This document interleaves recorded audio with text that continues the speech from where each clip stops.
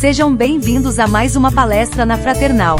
Hoje recebendo o palestrante e escritor, José Maria Pontes e Silva, com o tema No Invisível. Rádio e TV Fraternal sempre em sintonia com você.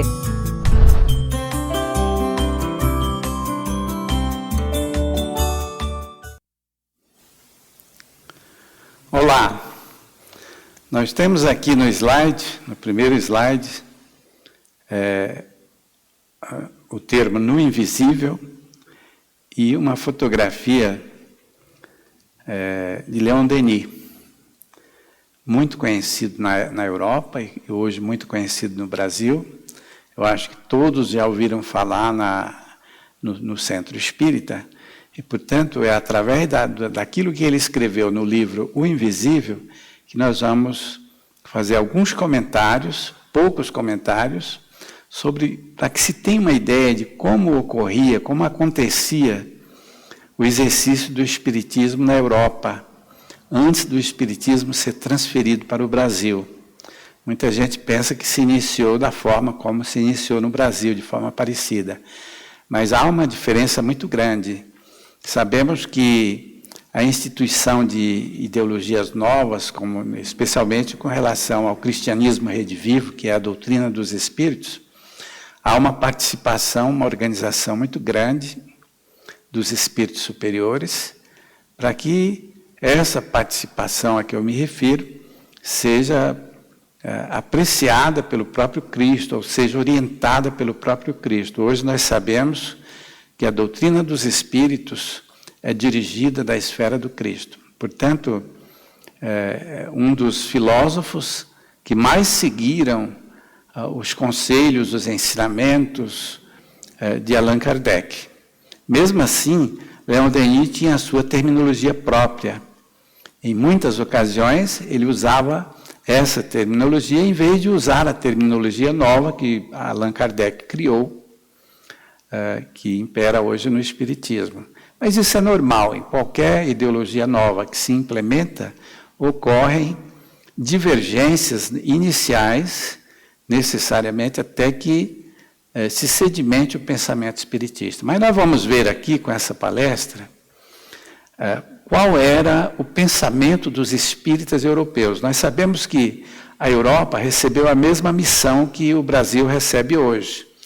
Quer dizer, a Europa teria que, logo após a morte de Jesus, ou melhor, logo após a fundação das chamadas igrejas domésticas pelo apóstolo Paulo, ela deveria empreender e criar uma forma nova de relacionamento humano com base nos princípios do Evangelho. E, portanto, eles tinham uma missão, que era aquela de se transformar no grande farol luminoso, onde o relacionamento humano, com base no Evangelho, fosse exemplo para todas as nações. Mas hoje todos nós sabemos que a Europa faliu em seus compromissos evangélicos. E essa missão se transferiu para o Brasil. Agora, por que eles não sabiam? Naturalmente, por falta de médiuns e da utilização de médiuns confiáveis, essencialmente, para que essa notícia fosse transferida, ou por algum outro motivo. A verdade é que eles não sabiam que eles tinham esta grande missão. E hoje, os brasileiros sabem, através da mediunidade de Francisco Cândido Xavier e de outros médiuns, de que o Brasil tem essa missão. Essa é a principal diferença. Agora, algo muito interessante é que nem mesmo Allan Kardec sabia que havia um planejamento da espiritualidade superior para que o espiritismo, que nasceu na França, fosse transferido para o Brasil. Quer dizer, a árvore do Evangelho, plantada na Europa, se transferia para o Brasil. E o motivo é a falência nos compromissos evangélicos dos europeus. Agora, quem somos nós aqui no Brasil hoje? Somos, evidentemente, europeus, que contribuímos para a falência da missão que ocorreu naquela época. Nós fomos responsáveis, portanto, pela grande derrocada dos princípios evangélicos na Europa. Estamos mais experientes, porém, com mais experiência, mais facilmente nós iremos, desta vez, cumprir a missão aqui no Brasil, ou seja, a missão brasileira, que é aquela que foi instituída pelo próprio Cristo, que consta do livro Brasil, Coração do Mundo, Pátria do Evangelho, da autoria de Humberto de Campos, psicografado em 1937, 38, ano em que foi publicado no Brasil. Então, todo espírita deve ler e estudar esse livro para entender a participação no Cristo do processo administrativo do Brasil até a proclamação da República. Portanto, No Invisível é o livro mais confiável que temos, do grande apóstolo. Leon Denis era 42 anos mais novo que Allan Kardec. E ele teve contato apenas 3 vezes com Allan Kardec. E esses contatos, nós não temos o conteúdo desse contato, mas certamente Kardec o reconhecia como um grande colaborador que reencarnava, portanto, para auxiliá-lo em sua tarefa. Assim como outros que foram seus coadjuvantes estiveram sempre ao lado dele. Pois bem, e o espiritismo evangélico, pode-se dizer, em verdade, que ele nasceu aqui no Brasil, que era o grande sonho de Allan Kardec. Sabemos que as nações, as comunidades, as criaturas, quando reencarnam e se envolvem em qualquer tipo de ideologia, ela passa a formar uma ideia geral sobre essa ideologia. Então é isso que nós vamos mostrar, como os europeus pensavam sobre o Espiritismo, sobre o futuro da Europa com o Espiritismo, e como nós iniciamos aqui o Espiritismo e como pensamos como brasileiros, que estamos desenvolvendo um Espiritismo um tanto diferenciado daquele que muitos autores chamam de Espiritismo experimental. Portanto, aqui nós vivemos o Espiritismo evangélico, que era o sonho de Allan Kardec, porque toda a codificação de Kardec, toda a constituição doutrinária do Espiritismo, do início ao fim, está repleta de referências ao Evangelho e o processo extraordinário que foi objeto de ensinamento dos Espíritos, que é sobre a caridade, de que fora da caridade não há salvação. Portanto, a palavra caridade se amplia o seu conceito no ambiente espiritista. Portanto, vejamos alguns acontecimentos de forma rápida, porque é muita coisa e não haveria tempo para comentar. Então, vamos fazer uma síntese do livro, ok? Como se praticava o espiritismo na Europa? 5 décadas do novo espiritualismo, como o espiritismo era chamado lá na Europa. Aí está a foto de Leon Denis, um pouco maior, que nasceu em 1846, morreu em 1927, na França. Ele era um vendedor viajante, que passando aos 18 anos de idade por Paris, ele conheceu a obra de Allan Kardec. A partir daí ele se apaixonou e, como grande filósofo que era, como um grande viajante que aprendeu muito na prática, porque era autodidata, ele nos traz brilhantes textos através dos seus livros, que auxiliaram muito, até os dias atuais, a obra de Allan Kardec, o Espiritismo Cristão. Portanto, um dos melhores coadjuvantes de Allan Kardec. Então, naquele tempo, na Europa, começou a se desenvolver a ciência que nós conhecemos hoje, onde nós evoluímos bastante na pesquisa científica, na criatividade, uma série de fatores que caracteriza a sabedoria que o homem alcançou através dos estudos e dos seus esforços. A filosofia, que na verdade, no tempo de Allan Kardec, o foco cultural da filosofia do Ocidente era exatamente a Alemanha. E na Alemanha, o espiritismo demorou-se um pouco mais para se sedimentar, exatamente devido ao pensamento filosófico ser extraordinário, e, portanto, foram os últimos a assimilarem os ensinamentos de Allan Kardec. E a fundação das instituições que começavam a surgir a partir do grande número de pessoas inteligentes que reencarnavam em todos os setores da sociedade. Então, eles desenvolveram um pensamento sobre o futuro do espiritismo na Europa. Assim como nós hoje, como espíritas brasileiros, formamos o nosso pensamento. E há uma certa diferença com relação a isso. Os estudiosos concebiam o movimento espírita em ascensão, após certo período de declínio. O declínio a que ele se refere é exatamente o declínio do espiritismo como era praticado no tempo de Allan Kardec, porque ele fundou a Sociedade Parisiense de Estudos Espíritas, escreveu a Revista Espírita, foi o maior divulgador da doutrina dos espíritos e era um líder nato e, portanto, interessado e muito sério. Então, Allan Kardec, naturalmente, não se sentia bem ao ver o desenvolvimento do espiritismo na Europa, porque não era exatamente o que ele desejava. Hoje nós temos notícia de que, antes da morte de Allan Kardec, já começaram a surgir os centros espíritas no Brasil, na região do Pará, depois na Bahia, depois no Triângulo Mineiro e, finalmente, a partir de 1873, no Rio de Janeiro. E, portanto, a partir de 1876, surgiram as primeiras traduções dos livros da codificação de Kardec. A cultura era praticamente a cultura da França. Quer dizer, os livros publicados no Brasil, se tem notícia hoje de que eram apenas 2 ou 3 brochuras. E, portanto, aquele que não falasse o francês não poderia se enriquecer culturalmente. Mas, a partir de 1876, o grupo que formou o primeiro centro espírita, uma conotação, digamos, oficial, que foi o grupo Confúcius, em 1873, ele se desfez devido às divergências de ideias. Em 1876, ele se sedimentou novamente, e a partir daí houveram as traduções, e o espiritismo foi se deslanchando no Brasil. Desde Eurípides Bassanufo, que então participou das primeiras grandes reuniões na Fazenda Santa Maria, no Triângulo Mineiro, o espiritismo passou a se tornar muito conhecido e rapidamente se desenvolveu. Evidentemente que houve uma parada depois de algum tempo, porque recebia notícias europeias de que a metapsíquica estava se desenvolvendo muito na Europa e que os brasileiros deveriam aguardar notícias que nunca vieram. Então, a metapsíquica se iniciou fazendo com que os centros no Rio se fechassem. Já havia cerca de 40 centros espíritas.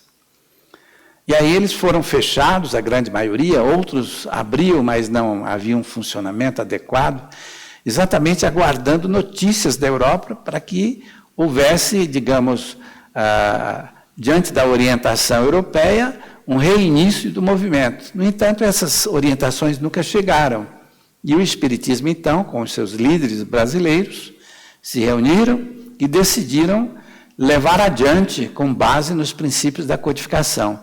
E aí é que o Evangelho de Jesus se introduz na doutrina dos espíritos no ambiente brasileiro, e pode-se dizer que o espiritismo evangélico é uma criação brasileira.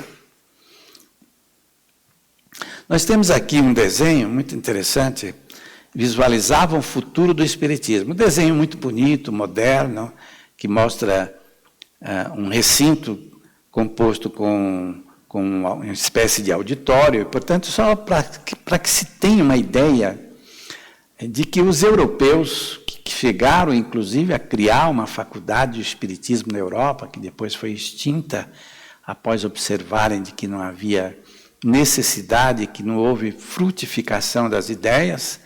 Então, eles passaram a imaginar o espiritismo como algo novo que surgia do interesse dos pesquisadores, dos experimentadores, e que iria se transformar num grande evento que faria com que os Estados Unidos da América do Norte, que já era bem desenvolvido naquele tempo, gerasse as condições necessárias para receber grandes médiuns e se realizariam em templos suntuosos, grandes reuniões, onde tudo isso, em função do turismo, em função da arrecadação de recursos, em função da divulgação cultural, isso viesse enriquecer a sociedade europeia. Mas todos nós sabemos que a Europa faliu em seus compromissos evangélicos, quando recebia, logo após a morte do apóstolo Paulo, no ano 64, em Roma, a missão de se transformar, portanto, no grandioso exemplo a ser difundido para todo o mundo, com um relacionamento baseado no amai-vos uns aos outros. Com a falência do espiritismo, Kardec naturalmente sentia tudo e talvez até se entristeceu. No entanto, ele ficava muito feliz, segundo alguns autores, quando soube que o Brasil estava desenvolvendo um espiritismo evangélico. Mas ele partiu, e aí então os brasileiros deram continuidade. Bom, havia esse plano da espiritualidade superior de transferir para o Brasil a árvore do Evangelho de Jesus, que foi transplantada na Europa, que seria agora transplantada no Brasil. O solo brasileiro não precisaria, evidentemente, ter débitos, enquanto o solo europeu, nós sabemos, ele é cheio de dívidas enormes contraídas pelos europeus, que naturalmente, com a falência desses compromissos, eles jamais teriam condições de levar adiante o espiritismo como é praticado no Brasil. Se faliram na sua missão evangélica, como iriam erguer o evangelho repentinamente através do novo surto de informações e de auxílio da espiritualidade, no sentido de interpretar esse evangelho e se reabilitar. Então, foram transferidos para o Brasil os elementos do mundo espiritual, porque é quem organiza as sociedades do mundo, para que os falidos, ou seja, aqueles que contribuíram para a falência dos compromissos evangélicos na Europa, reencarnassem no Brasil. E, através da reencarnação, eles tivessem a nova chance de, embora falidos, porém mais experientes, dar continuidade, ou seja, tomar a mesma posição, a mesma responsabilidade, e com isso erguer o Evangelho do Cristo, quando então foi transplantado para o Brasil. Mas ninguém sabia, nem mesmo Allan Kardec sabia, deste compromisso da espiritualidade que chegou ao conhecimento do espiritismo brasileiro, podemos dizer assim, como diz o próprio Humberto de Campos, a notícia de que havia um plano de transferir para o Brasil. Por isso é que, até 1935, o espiritismo declinava na Europa. Ele declinou, e somente alguns anos depois dessa declinação, cerca de 10 a 15 anos depois da morte de Kardec, ou talvez 20 anos até se firmar a nova ordem do espiritismo na Europa, é que começaram a surgir o interesse pela pesquisa espiritista. Por que isso acontecia? Porque muitos médiuns estavam nascendo logo depois da morte de Allan Kardec, bons médiuns, planejado pela espiritualidade, o nascimento desses médiuns, ou que nasceram depois da morte de Allan Kardec. Havia um só grande médium de efeitos físicos, que era Daniel Douglas Home, um escocês que vivia na Europa e que se considerava um missionário. Era, portanto, 42 anos mais jovem que Allan Kardec, mas conhecia Allan Kardec.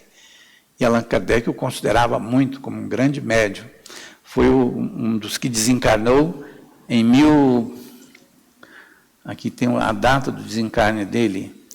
Desencarnou no início do século. E até 1935, no século XVIII, os espíritas, os pesquisadores espiritistas europeus já haviam desencarnado. Por isso que eu coloquei a data aqui nesse slide, e nós temos aqui, por exemplo, Ernesto Bozano, que desencarnou em 1943. Mas Ernesto Bozano era uma nova geração de elementos que nasceu em 1933. Portanto, depois de tudo que se havia escrito sobre as pesquisas que foram realizadas pelos grandes pesquisadores, que são estes que estão aqui colocados nestas fotografias. E ele era, portanto, um elemento aliado do próprio governo inglês, quando as suas pesquisas, os seus estudos acadêmicos, sempre tendiam a dar razão ao grande objetivo da Europa, encabeçado lá pela Inglaterra, cujo objetivo, ao criar as grandes comissões para, digamos, decepcionar os espiritistas, os espíritas de um modo geral. Portanto, o próprio governo financiou e sustentou as instituições. A primeira foi fundada, Allan Kardec não havia ainda desencarnado, com 38 membros. E depois da morte de Allan Kardec, com com a invasão do pensamento de Madame Blavatsky, quando cria a sua seita do hinduísmo, invade, portanto, as ruas de Londres, o povo sequioso, ansioso por receber notícias sobre a relação entre os dois mundos, é que o governo inglês, então, estabeleceu as normas de conduta, as diretrizes para que essa instituição, que era de pesquisa espiritista, Society for Psychoanalysis de Londres, com a fundação em Boston em 1885, da mesma instituição, que permaneceu até 1905, quando então ela foi, o seu dirigente desencarnou e ela se encerrou, mas depois foi aberta em Nova York, que é onde existe até os dias atuais. Mas eu coloquei as datas aqui, como eu havia feito a referência na palestra anterior, exatamente para mostrar de que até 1935 não havia nenhum experimentador, nenhuma pessoa interessada a dar continuidade às pesquisas espiritistas. Todos aqueles idealistas haviam desencarnado. Todos os grandes médiuns haviam também desencarnado. E, portanto, houve um declínio total da doutrina dos espíritos a partir de 1935 aproximadamente, ficando, portanto, só Ernesto Bozano. E ficou um outro também, Olive Lodge, que morreu em 1940. Ele era um grande pesquisador, no entanto, já estava com a idade muito avançada. Os demais já haviam desencarnado, tanto pesquisadores quanto médiuns. Então, como ele se conduziu dentro do Espiritismo? Nós temos aqui uma relação, tem 2, 4, 6, 7 fotos de grandes médiuns. O certo seria, acho que faltam umas 2 ou 3 fotos aqui. A senhora Pipe, em 1950, William Eglinton, que desencarnou em 1933, Eusápia Paladino, em 1918, Madame de Esperança, em 1918 também, Henry Slade, que desencarnou em 1893, em 1904, Daniel Douglas Home, em 1886, foi o único que Kardec conheceu, Eva Si, em 1886, Ana de Campos Colavida, em 1885. Portanto, a senhora Piper é esta primeira senhora da foto, na parte superior, na parte de cima. Depois nós temos William Eglinton, temos a terceira, de cima para baixo, que era Eusápia Paladino, a italiana, grande médium. Depois nós temos Madame de Esperança, que é esta última aqui embaixo. Em seguida, para a esquerda, nós temos Henry Slade, depois Florence Cook, e por último nós temos a fotografia de Daniel Douglas Home. Esses médiuns eram realmente grandes médiuns em potencial, que foi preparado pelo mundo espiritual para auxiliar nestas pesquisas que eram realizadas por estes grandes experimentadores, que eram pagos, eram funcionários do governo inglês, em sua maioria, e, portanto, o interesse da Inglaterra era exatamente desmascarar aquilo que eles consideravam uma suposta verdade das afirmações espiritistas. Então, o que ocorreu? No final antes deles desencarnarem, em 1935, fizeram documentos assinados por grande parte desses grandes pesquisadores, onde eles atestam de que a mediunidade é um fato real e que a sobrevivência do espírito também é um fato extremamente real, portanto, documentado e assinado por grandes pesquisadores europeus. São documentos que partem do próprio elemento que era contra a doutrina dos espíritos. Veja como planeja a espiritualidade, de tal maneira que no futuro distante, quando o espiritismo se expandir, a partir da pátria brasileira, que é a pátria do Evangelho, onde se implementou o Evangelho do Cristo, a partir da transposição desta árvore que ocorreu logo após a morte de Allan Kardec, nós teremos o mundo inteiro com os olhos voltados para o Brasil. Então a gente convida os espíritas e não espíritas que estudem o livro Brasil, Coração do Mundo, Pátria do Evangelho, para que se tenha uma ideia, se forme uma ideia de que o espiritismo foi extremamente planejado, no mundo dos espíritos sob a orientação do Cristo. E a revolução por excelência que irá transformar o cristianismo. O cristianismo que aí se encontra, ele será, portanto, revigorado pelo Espiritismo no futuro que se aproxima, porque a espiritualidade está preparando há muitos anos as grandes novidades que irão integrar a ciência, integrar a filosofia e os praticantes que frequentam a casa espírita, no sentido de valorizar os ensinamentos dos espíritos que hoje se transmitem através da mediunidade confiável. Nós temos aqui o objetivo formal dos grupos: provar a sobrevivência e os fatos espíritas, quer dizer, a sobrevivência do homem após a morte. A mediunidade, se era um fato real ou fictício. Muitos livros surgiram na Europa atestando de que era uma invenção dos médiuns, de que a mediunidade simplesmente não existia, tá? E que o espírito não sobrevivia após a morte, assinado por grandes pesquisadores.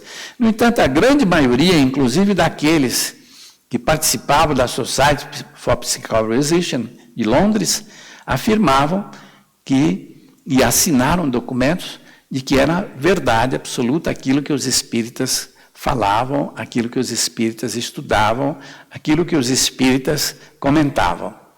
Então, se caracterizavam os 3 diferentes grupos de espiritistas europeus.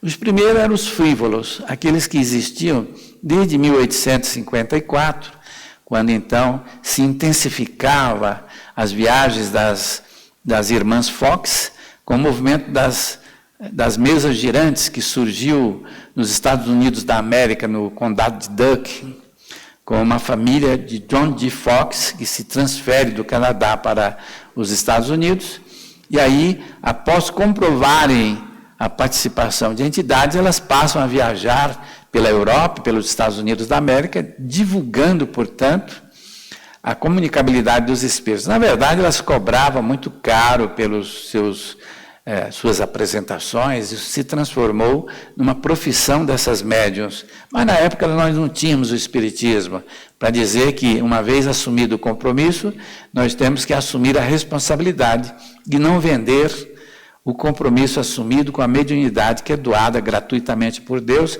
pelo bem da sociedade humana. Portanto, elas deram uma grande contribuição ao espiritismo.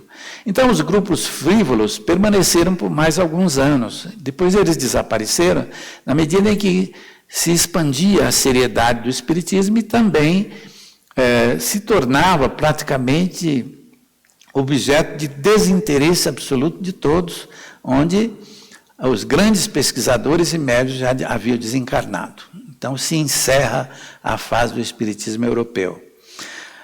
Nos moldes da primeira sociedade kardecista, era uma outra classe de espíritas que procuravam realizar as suas reuniões nos centros espíritas que foram fundados, mais ou menos da forma como Allan Kardec recomenda na codificação. Mas era muito pouco o número de pessoas que se ocupavam desses trabalhos, nestes centros espíritas, que procuravam imitar a conduta do grande mestre que era Allan Kardec. Então, Leon Denis foi um deles que mais praticou. Por isso que nós tomamos o seu livro, que já está traduzido há muitos anos e circula aqui no Brasil. E havia também o grupo dos sábios, que eram aqueles homens dirigentes de escolas superiores da Inglaterra, da França, enfim, de vários lugares da Europa, inclusive da própria Alemanha, que recebe Alexander Aksakov, que era filho da Rússia, e foi designado para viver na Alemanha, como embaixador que se interessou pelo espiritismo e trouxe um pouco de contribuição, aliás, muita contribuição com a sua inteligência. Era considerado o homem mais inteligente do seu século. O novo espiritualismo, como era conhecido o espiritismo experimental na Europa, tinha adeptos de todas as classes sociais. Homens ricos, pobres, todos se interessavam. Toda crença deve se basear em fatos e não em textos obscuros. Então, esse era um dos objetivos dos grandes pesquisadores universitários mantidos pelo governo inglês. A solidariedade entre os vivos dos dois mundos atingirá todo o globo. Eles acreditavam que a solidariedade dos espíritos iria, portanto, se entrosar com toda a sociedade humana. É um pensamento longe de ser religioso, porque não se tem notícia da utilização do Evangelho segundo o Espiritismo sobre as mesas dos centros espíritas dos experimentadores europeus. Panorama do movimento, observação e experiência. Eles observavam e realizavam as sessões com anotações constantes para depois definirem as suas posições. Refere à Sociedade Dialética de Londres e à Sociedade de Investigação Psíquica, que é a Society for Psychical Research, com seus inquéritos. Eles realizavam esses inquéritos que eram, portanto, os chamados proceedings, através dos quais se escrevia tudo. Eles dispunham de códigos para isso, e tudo era muito bem feito, muito organizado. Estudos de Camille Flammarion também contribuíram muito. Esse grande homem, que era Camille Flammarion, era um dos coadjuvantes de Allan Kardec. Panorama do movimento. Surgem mais investigadores. À medida em que os médiuns começam a surgir, que era um grande médium para o europeu? Não eram os grandes médiuns como nós temos aqui no Brasil. Médiuns conscientes, em sua maioria, com a mediunidade de incorporação, de psicografia, de clarividência.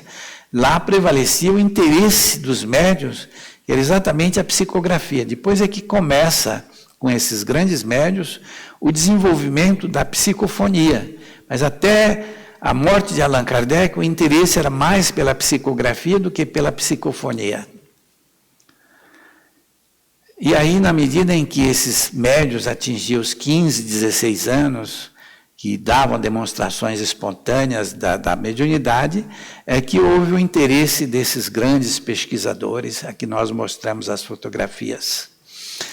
O ceticismo se atenua e fundam-se sociedades de estudos, que eram uma espécie de centros espíritas que começavam a surgir, onde eles chamavam sociedades de estudos. Os sábios não abordam sem restrições. Os sábios eram muito exigentes, que eram aqueles professores universitários, diretores de escolas superiores da Inglaterra, da França, etc. Elementos considerados como sábios, mantidos pelos governos, a fim de estudarem o espiritismo. E o objetivo, segundo a literatura, era sempre desmascarar o espiritismo. Mas os próprios elementos que participavam deram testemunho da realidade. O espiritismo experimental, como era conhecido, mais interesse pelos fatos após as sessões de transmissão de pensamento para o rei Eduardo VII. Os médiuns era a senhora Zansin. Teve uma certa época lá na Europa em que eles chamaram o rei Eduardo VII, que havia se interessado pelos ensinamentos espiritistas. E dizem que estas reuniões faziam com que comparecesse muita gente do público, portanto, muitas pessoas interessadas, porque se interessava ao próprio rei, que era muito considerado, muito amado, então, naturalmente, muita gente passou a comparecer e a valorizar, de certa maneira, a maneira deles, o espiritismo que estava se desenvolvendo na Europa. As experiências eram relatadas nos proceedings, que era uma espécie de jornalzinho, onde eram grafados todos os acontecimentos para estudos superiores, aliás, estudos posteriores, que era chamado de espiritismo experimental. Então, essa é uma fotografia da época, os auditórios gigantescos, repletos de pessoas que participavam das reuniões. Espiritismo experimental. Os grupos sábios confirmavam as opiniões de Kardec. Aksakoff estudou o animismo, desejou estabelecer distinção entre esse fenômeno e os fatos mediúnicos. Aksakov era muito inteligente, era consultor de czares, foi designado como embaixador da Rússia antes da Revolução de 1917. Então ele se instalou na Alemanha e lá ele naturalmente deu a sua contribuição com terminologia e uma série de fatores que eram objeto de práticas do espiritismo da sua terra. E com isso ele gerou alguns conflitos de ideias de altíssimo nível e deu a sua contribuição extraordinária ao espiritismo europeu.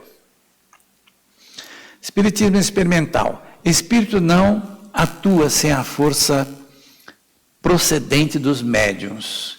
Então eles consideravam isso. Eram grandes observadores e começaram, portanto, a perceber as forças que fluíam do médium. A força ódica, que era uma espécie de força extraordinária que fluía do corpo do médium, que fazia com que ocorressem os fenômenos. A força magnética, a força neurica e a força etérica. A força etérica era acolhido da terminologia do hinduísmo. Força neurica era um termo muito comum na Europa. A força magnética originária da magnetita que foi encontrada 2,5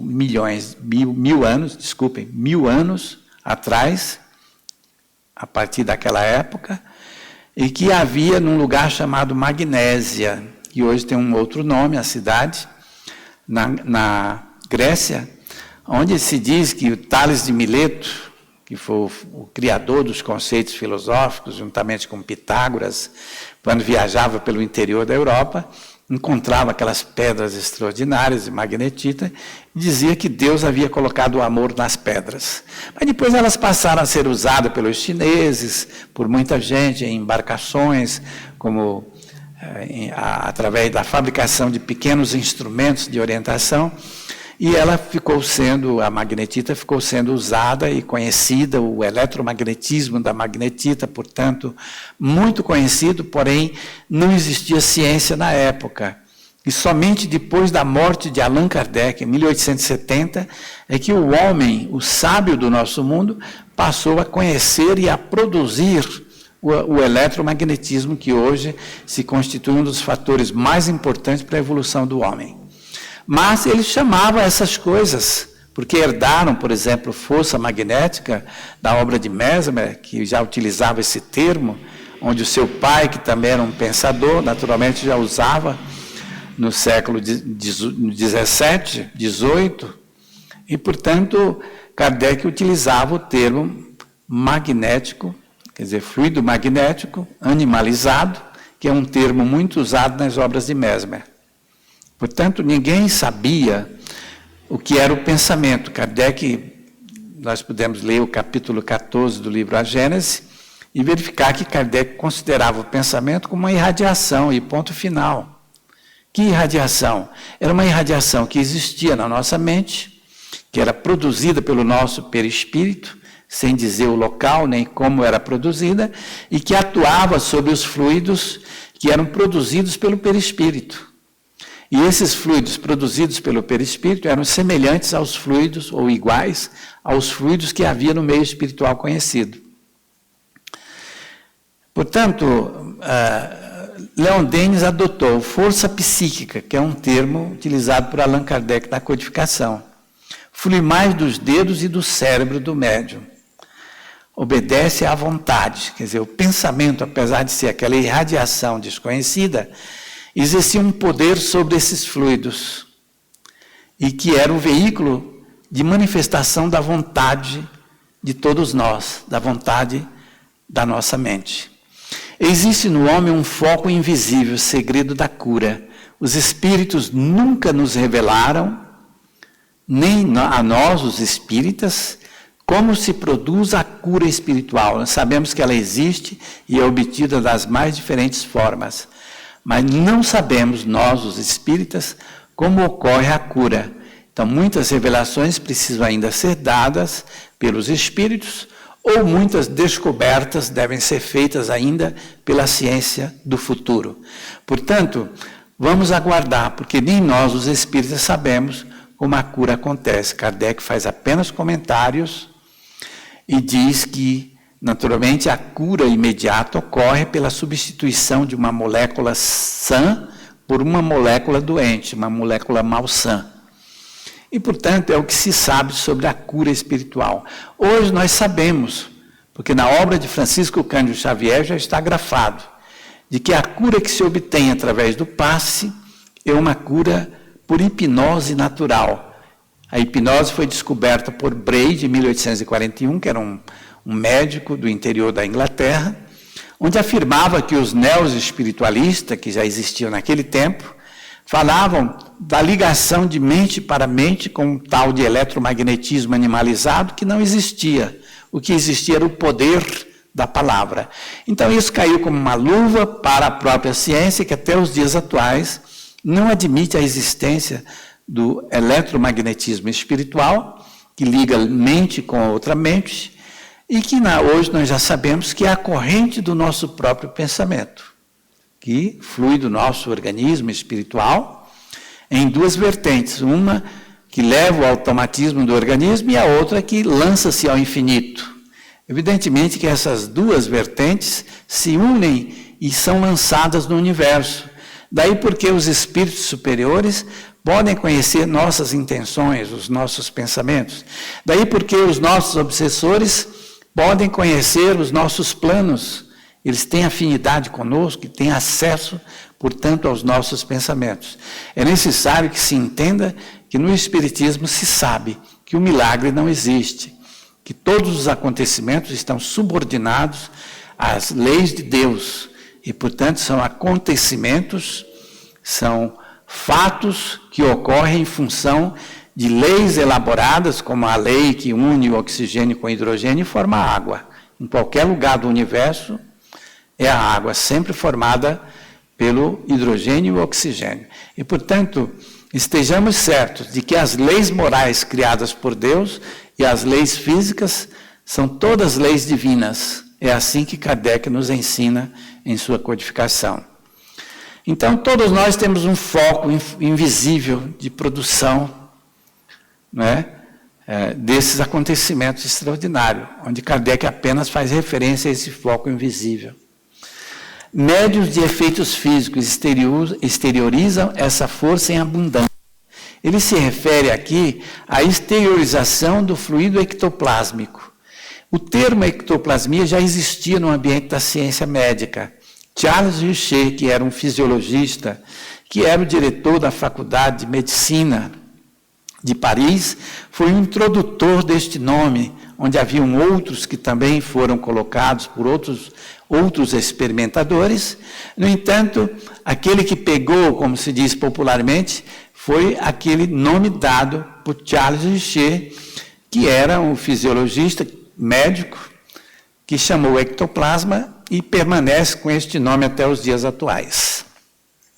Porém, isso só ocorreu por volta de 1876, talvez razão pela qual não consta este nome na codificação de Allan Kardec, mas sim na obra de Francisco Cândido Xavier e nas obras de muitos filósofos que escreveram sobre o Espiritismo. Força psíquica, os fluidos, o magnetismo, a vontade de curar, opera-se por meio de passes longitudinais e transversais com aplicação diária. Esses passes foram aprimorados pelas escolas de aplicação de passe magnético da França e de outros países da Europa. Baseado, portanto, no livro publicado por Mesmer em 1874, fundaram-se essas escolas. Allan Kardec, quando começou a pesquisar o Espiritismo, em janeiro de 1856, já era um grande aplicador de passe magnético. Ele fazia parte de uma das escolas mais importantes da França. E, portanto, ele mesmo declara da facilidade que ele teria na pesquisa espírita em função do conhecimento que ele já havia adquirido com a prática da aplicação do passe magnético.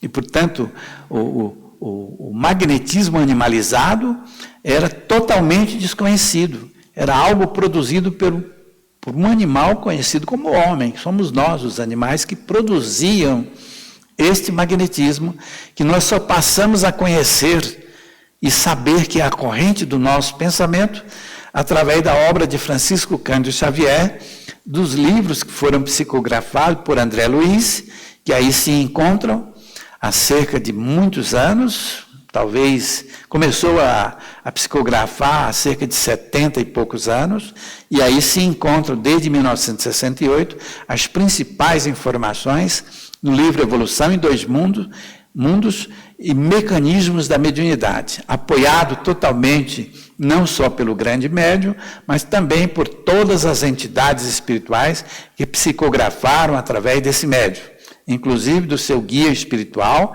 que foi Emmanuel. E, portanto, o espírita há de reconhecer de que tudo que parte da esfera do Cristo é idealizado pelo Cristo e, portanto, os trabalhadores têm nível superior e, portanto, merecem o mais profundo respeito. Então, daqui para frente, com certeza, eu particularmente não tenho dúvida de que as novas gerações dentro da casa espírita começarão a valorizar substancialmente a obra de André Luiz. E, portanto, estaremos verificando de que a espiritualidade nos reserva surpresa para todos nós, aqueles que eventualmente duvidarem desta realidade. Portanto, é necessário que se entenda desta forma no ambiente espiritista que está se dilatando a partir de agora. Adotava-se o autopasse, fricção nos órgãos atingidos, aplicação com prece. Então, isso tudo era ensinamento de Mesmer. E, naturalmente, a sua obra com aforismos, no tempo em que não havia ciência, no tempo em que não havia o pensamento filosófico, digamos, tão importante como o pensamento filosófico atual, nós, naturalmente, muitos de nós leríamos os seus aforismos e jogaríamos depois no lixo.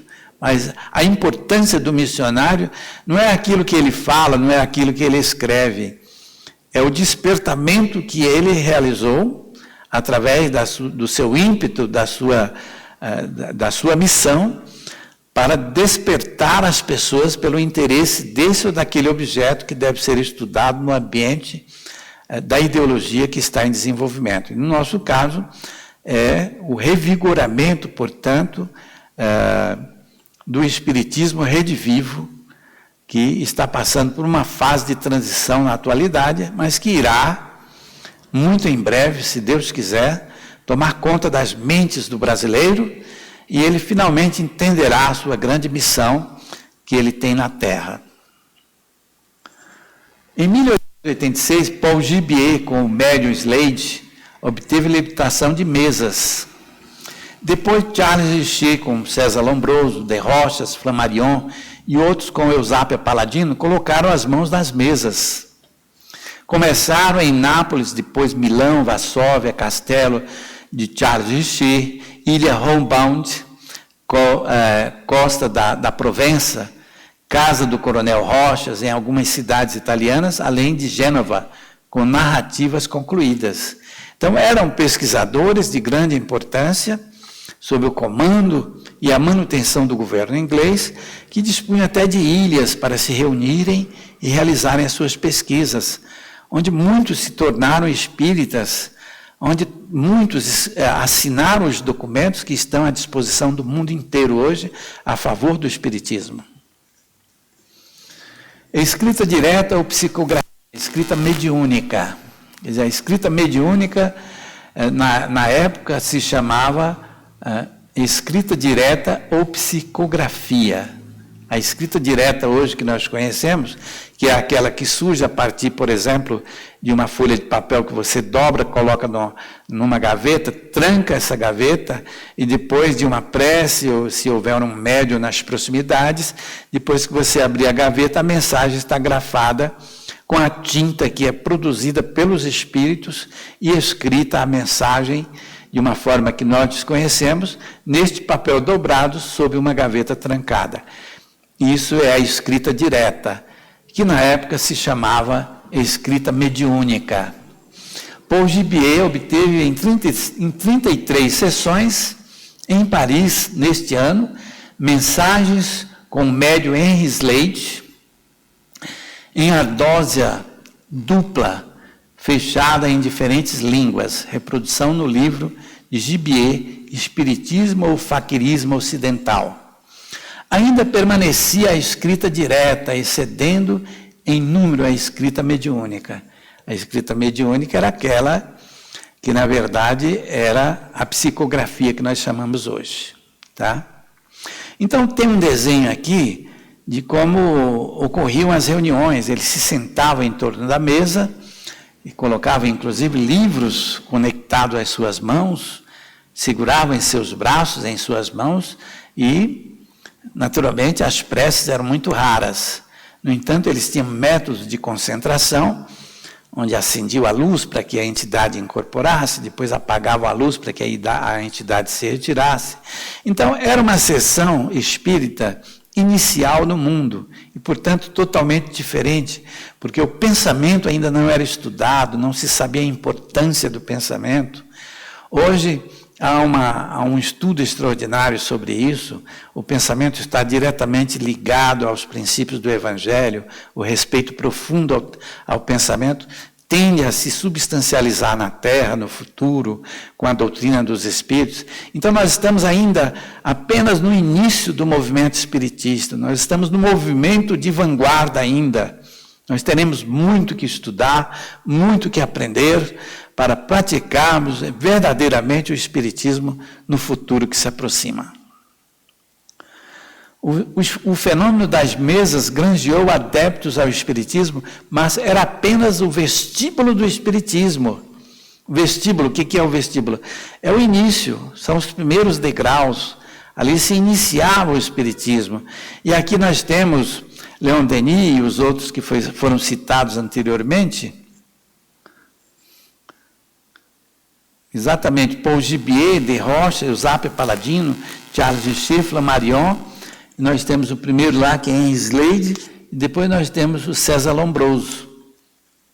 Aqui eles aparecem. Desculpem, eu adiantei um pouco. Eles aparecem aqui sem os seus nomes, mas são os mesmos. Temos aqui Leon Denis, nessa foto diferenciada. É escrita direta ou psicografia, é escrita mediúnica. Né? Muitos passaram a empunhar o lápis, surgiram controvérsias. A sugestão poderia ser aplicada e dar aparência de uma comunicação. Quer dizer, os espíritos começaram com as chamadas cestas, né, onde se colocava o lápis, e ali se ensaiavam, portanto, a comunicabilidade dos espíritos. Depois surgiram, tanto nos Estados Unidos da época, Estados Unidos da América, na mesma época, como na França, espíritos que sugeriram que fossem substituídas as cestas por lápis, colocado diretamente na mão do médium, como faz qualquer escrevente que utiliza um lápis para escrever qualquer coisa. Grupos de estudos psíquicos de Tours, que era a cidade natal de Leon Denis. Em 1893 a 1901, ele dirigiu um centro espírita na sua cidade natal. Os médiuns de transe eram 3 senhoras. Realizavam-se relatórios estenográficos. O que é relatório estenográfico?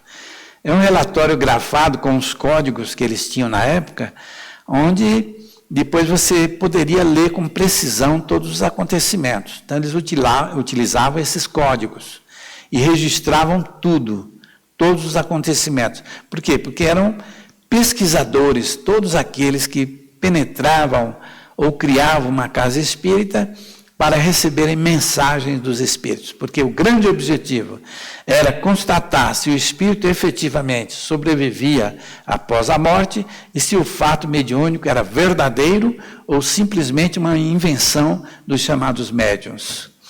Os médiuns eram videntes e tão logo se reduzia a luz, veem espíritos logo atrás dos experimentadores.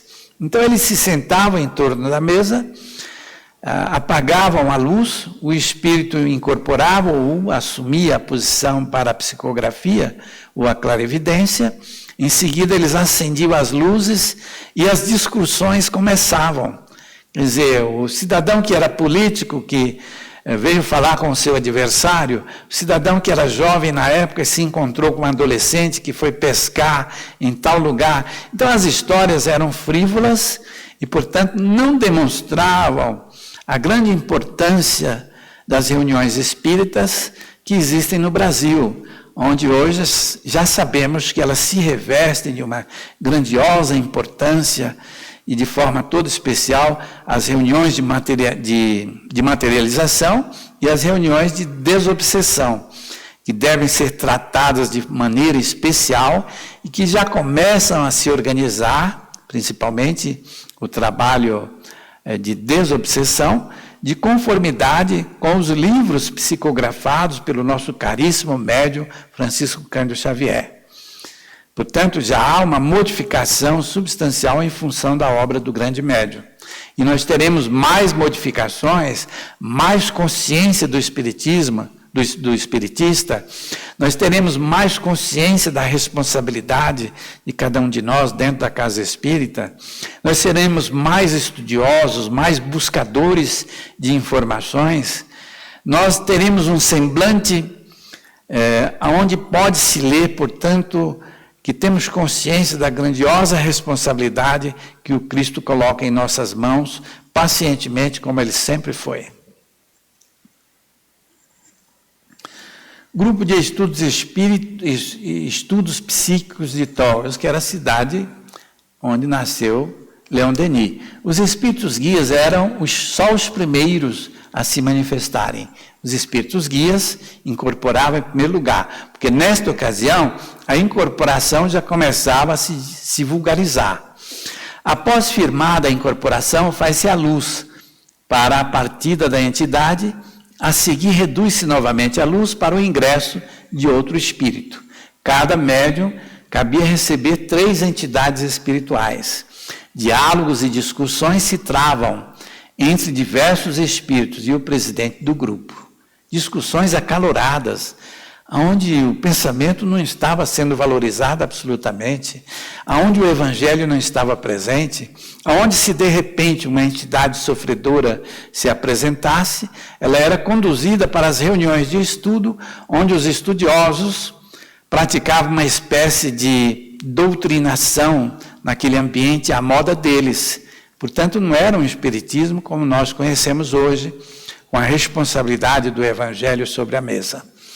3 entidades e um encarnado dialogavam e impressionavam muito. Quando essas entidades incorporavam, encontravam um adversário político, ou um grande companheiro da sua infância e juventude, as discussões eram acaloradas. Eu não estou exagerando, porque se eu fosse colocar tudo que nos narra o autor do livro, ele diz que haviam discussões imensas, discussões que chamavam a atenção das pessoas. Quer dizer, o objetivo não era o objetivo de uma casa espírita, como ocorre no espiritismo na atualidade no Brasil, onde o espiritismo evangélico, como diz Humberto de Campos, foi criado por nós, os brasileiros. Não porque queiramos ser o autor do espiritismo, não existe esta pretensão. Eu apenas quero enfatizar de que aqui, na verdade, nós praticamos o espiritismo de conformidade com os desejos de Allan Kardec.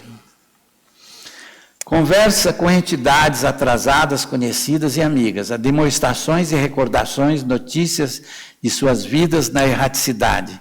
Políticos adversários se hostilizavam através dos médiuns. Duelo de vontade entre guias e espírito obsessor. Quer dizer, é o que ocorria nessas reuniões. Eles tratavam destes assuntos. 2 espíritos assumiam a direção do grupo, Azul e Jerônimo, isso no grupo que era dirigido por Leon Denis. Pessoas vindas pela primeira vez recebiam conselhos, palavras de ânimo ou eram censuradas. Uma das senhoras era preferida para receber entidades mais atrasadas. Havia uma médium especial no seu trabalho que recebia as entidades mais atrasadas, que naturalmente eram conduzidas para as reuniões de estudos, onde se realizava, talvez, uma sessão muito parecida com as sessões de desobsessão que ocorriam no início do Espiritismo no Brasil. Muitos espíritos emendavam-se ou se afirmavam, quer dizer, já havia, de certa maneira, algo positivo em torno disso. Subconsciência e teorias. Surgiram teorias, muitas teses, muitas teorias de estudiosos. Da subconsciência ou consciência subliminal, uns nomes bonitos, para enfeitar umas teses de que havia uma espécie de consciência que partia de uma inconsciência do médium. Dos movimentos musculares inconscientes, exatamente quando surgiam pequenos barulhos nas reuniões, eles diziam que o barulho era produzido pelos chamados músculos inconscientes, quer dizer, a própria musculatura do médium é quem fazia o barulho. Do coletivo consciente, não aceita por Crookes, que era também uma outra tese para bular, para refutar os espiritistas da época. O espírito constitui a forma por meio de elementos fluídicos e força vital auridos dos assistentes e do meio ambiente. É verdade. Você pode imaginar a sua própria mão ou um objeto que você tem na sua casa, ali geram-se os campos biomagnéticos e a materialização pode ocorrer. Nisso eles acertaram, fizeram muitas experiências na Europa.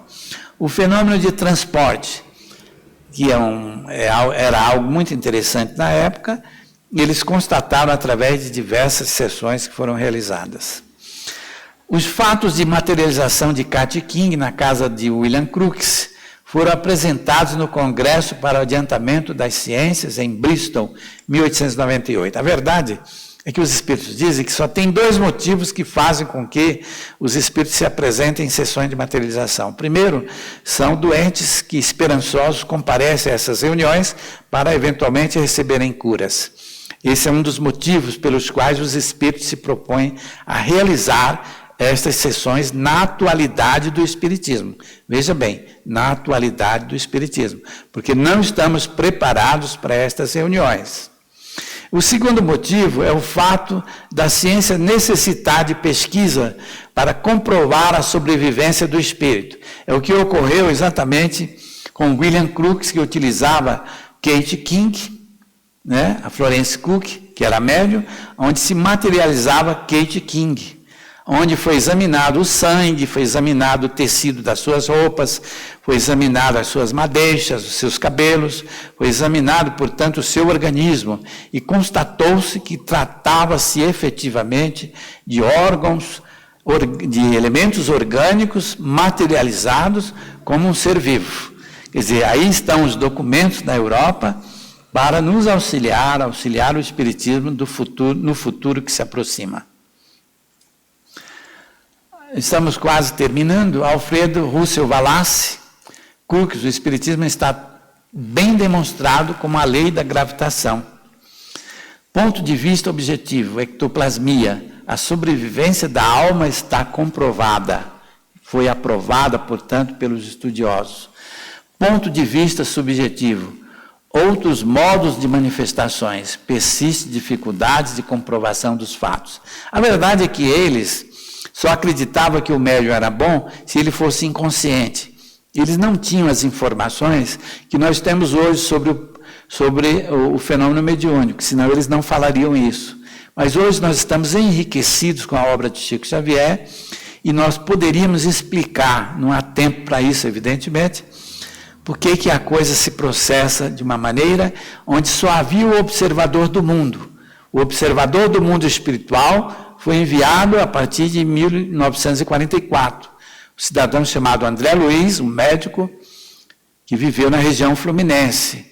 E, portanto, ele foi o elemento escolhido, e o nosso caríssimo Emmanuel diz que há muito tempo os espíritos lutavam para conseguir uma entidade espiritual com as características da personalidade de André Luiz, para que a obra séria das revelações espiritistas fossem transmitidas para o espiritismo brasileiro. E finalmente encontraram. Naturalmente, fizeram pedidos à espiritualidade e eles concederam o André Luiz, com aquelas características que nós conhecemos ao ler o livro, por exemplo, Nosso Lar e outros livros seus, para que ele aceitasse esta grandiosa missão de fazer as melhores revelações espiritistas sobre o ser humano até os dias atuais.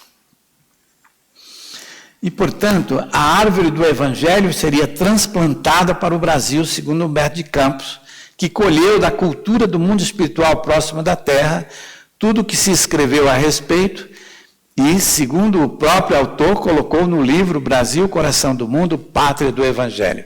Portanto, se houve alteração neste livro, isso não importa para aquele que estuda.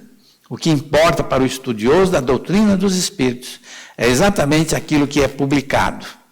As mais diferentes maneiras pelas quais se faz com que surja essa ou aquela informação, e ela é aceita pela espiritualidade, deve ser aceita pelo espiritista, por aquele que está disposto a servir a Jesus e, portanto, se necessário, até se sacrificar das mais diversas maneiras. Muito agradecido a todos vocês por terem suportado aqui a minha presença mais uma vez. Me desculpe, porque o senhor Jefferson não gosta que eu falo desta forma, né? Mas eu estou falando aqui em tom de brincadeira, tá?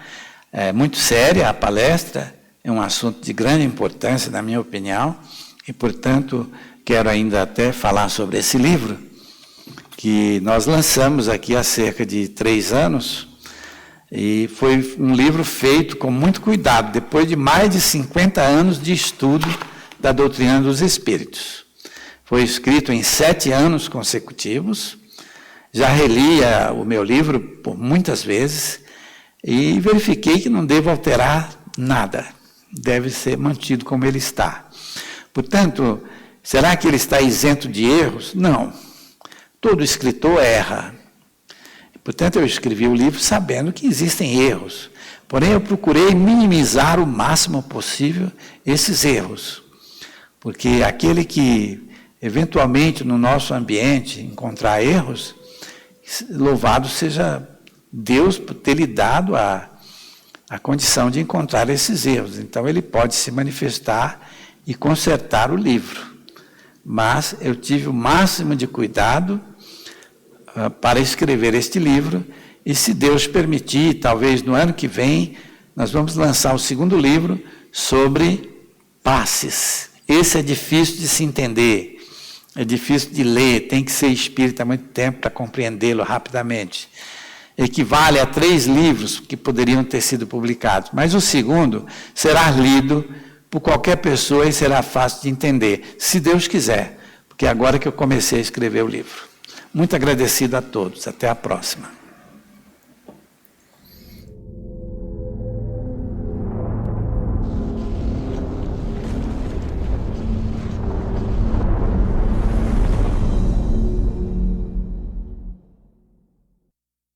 Acabamos de apresentar mais um programa Palestra na Fraternal. Sempre uma palestra diferente com temas ligados à doutrina espírita. Assista pelo YouTube, pela TV Fraternal e também no Facebook. Ouça pelo aplicativo da Rádio Fraternal e pelo site fraternal.net.br.